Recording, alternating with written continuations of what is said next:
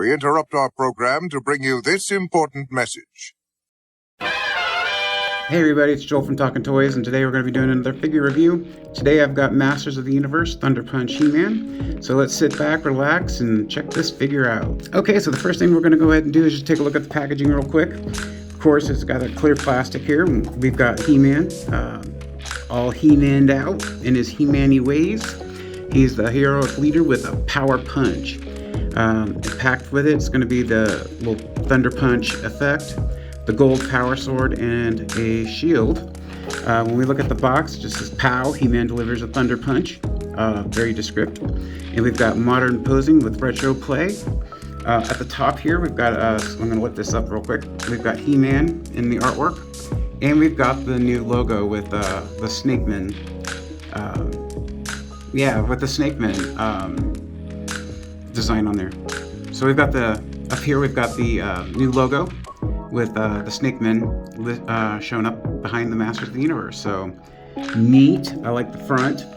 Very retro all the way around. So as far as the packaging goes, very straightforward. When we look at the back here, we've got the new bio for this Rise of the Snake Men, or I guess the new story information, and then of course we have the entire wave of what's going to be in this set here. And this is of course one of the two deluxes. Got the instructions for applying the power punch effect, and then up here real quick, I'm going to raise the camera again. We've got the artwork for Thunder Punch He-Man, which looks like we got some Snake Horde troopers, or Snake Men / Horde troopers that are going to be coming out. I think we've seen some product shots or test shots of that already, so I'm looking forward to that, that's for sure. But there we go, that's the packaging. Let's go ahead and get this guy out of the package and see what he's all about. Okay, so now that we got Thunder Punch He-Man out of the package, let's take a look at the accessories that come with him first before looking at the figure. First and foremost, we do have a new comic that comes in. So it's going to have pretty decent artwork in there. Story about King Hiss, or King Hiss being the new bad guy. Overall, not too bad. So that came in there, and of course on the back we have the product shot. I like this artwork. I have to assume that a lot of this, because it's been so long since I collected the original line, that these are just reprints of old comics, I think. I don't know. If you know, feel free to correct me in the comments there. But overall, it's pretty decent there. He does come with a shield, which is really nice. It's got that chrome on it, so I'm very happy with that as far as that goes. And of course he's got a little handle there. So, and then of course he has his power sword. Power sword is in a gold. I was kind of hoping this would be a little bit more shiny and not so dull in color, but at the end of the day, I'm just happy it's not a half sword like the original came with. Not because I have an issue with the half swords, but some of these figures I just prefer that they come with the full sword, so I don't have to have like a mismatch in color or something like that by putting Skeletor sword on there or something else. So very nice. I do like that. So, and then we have the Thunder Punch effect, the little, I don't know if you want to call that lightning or just a fire effect on his hand. It is a soft plastic through the tail of this this action piece, if you will, effects piece. But it's a little bit harder up here at the fist, and of course, since we've got him here anyways, all you have to do is just slide it onto his hand. So not bad, and it gives a nice effect, like you're following through. So I actually wish that there would be more effect pieces, but that being said, Mattel, I have an interest in it. I'm sure there's other people that do as well. So maybe like a weapons pack, or just an accessory with an accessory pack that has some more effects pieces in it. I don't know. That's out there. That's from Mattel. It's just free opinion from a dude on the internet. All right, and then let's go ahead and take a look here at the figure itself. Not too bad. Hair yellow. Got the face, of course, for He-Man. Black for the eyes and eyebrows. The head does a full 360. We got a little bit of up and down movement. Not much. A little bit of tilt. Not much. Of course, the arms, they do go all the way up, so you get a full T-pose. They do spin around, full 360. Not bad. Elbows, of course, you get about that far on the elbow, which is the same for every Origins figure that I have had. But it gives you that reminiscence of the original vintage figures. So one hand definitely in a punch. That might be my one complaint, and I'll show you here in a second why. And then of course we have the legs. Legs obviously don't go up that high. They don't go back that far. We do have the knees. We can get a split out of it, so not too bad. And I got the knees there, and they kind of twist at the knee. You also have the calf, and it twists at the calf if I can get it to do it.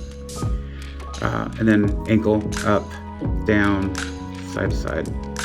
Now, a lot of these places where you have the articulation or whatnot, they're places where the figure can disassemble and you can make your own, because that's still the ongoing gimmick for Origins, is that you can remove arms and feet and whatnot. I usually don't do that, just because it's just not my thing. So I'm not really big on removing hands or arms or anything like that and swapping them out. But I do not dissuade anybody who does. So more power to you. We do have the He-Man symbol here, or I guess Power of He-Man symbol, if you will. Changed out from the Iron Cross from his first figure release. That's in a nice silver paint.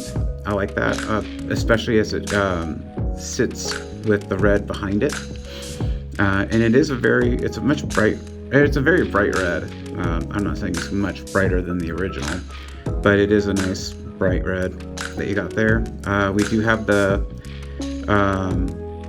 rendition of the old gimmick from the vintage figure, where you would have turned this piece right here with caps inside, and then as you turned it, you'd pop the caps off. We can get a little explosion out of it. I know there's a lot of people out there who disliked the fact that you can't do caps on this figure, and I get that.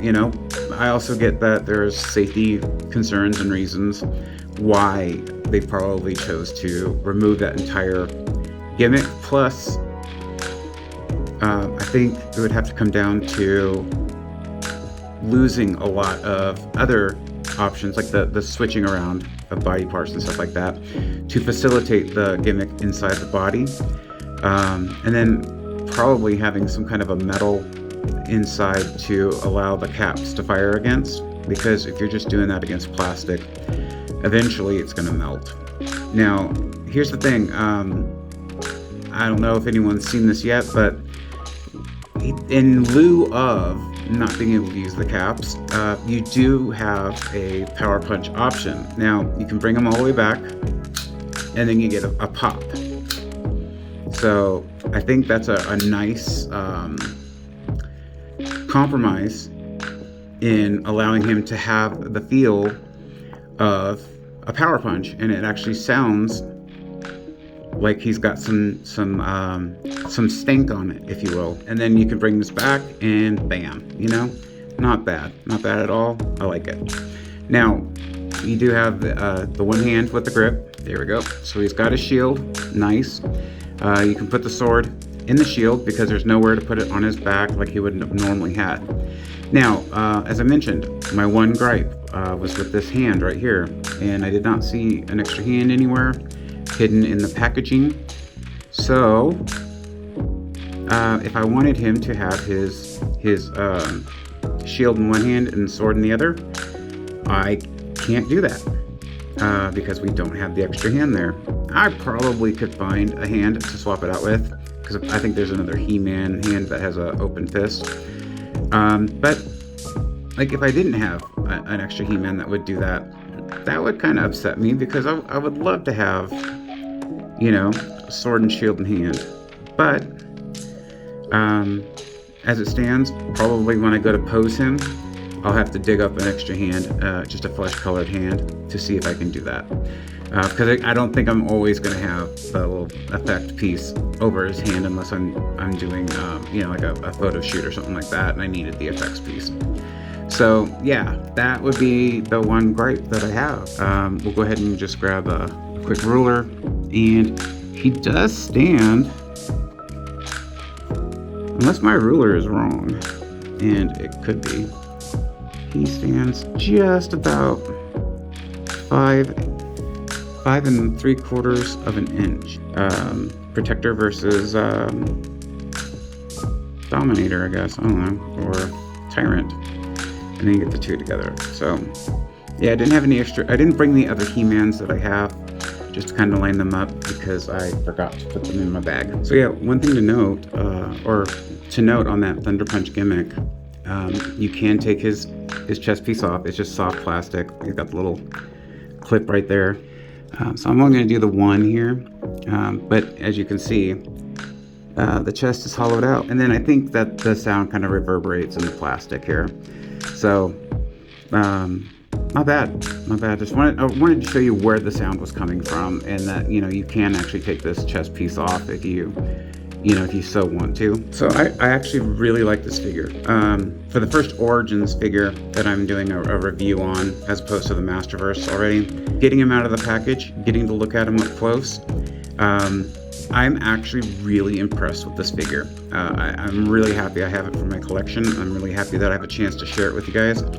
I definitely think that this is gotta be in my top, at least my top 10 of Origin figures right now, minus my one gripe. But if I had to give it an overall score out of 10, I would say that it is going to be about a 9.5, and it is because of that one fist. Other than that, I love this figure.